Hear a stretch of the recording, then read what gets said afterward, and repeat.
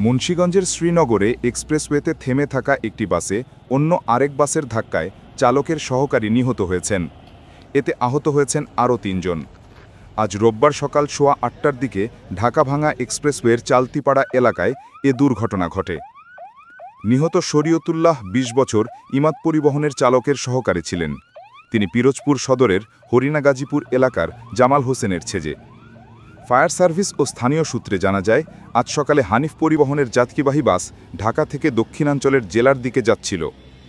এক্সপ্রেসওয়ের চালতিপাড়া এলাকায় বাসটিতে যান্ত্রিক ত্রুটি দেখা দেয়। চালতিপাড়া কবরস্থানের কাছে বাসটি মেরামত করা হচ্ছিল। ওই পথেই ইমাদ পরিবহনের একটি বাস ঢাকা থেকে আসছিল। সকাল ৮:৩০টার দিকে পেছন সেটি হানিফ পরিবহনের বাসের পেছনে ধাক্কা দেয়। ইমাদ পরিবহন বাসের ৩ জন গুরুতর আহত হন।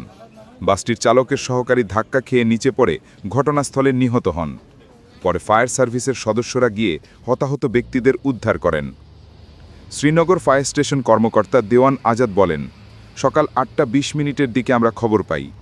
মরদেহ উদ্ধার করে পুলিশের কাছে হস্তান্তর করা হয়েছে। আহত ৩ জনের অবস্থা গুরুতর। তাদের অ্যাম্বুলেন্সে করে ঢাকায় পাঠানো হয়েছে।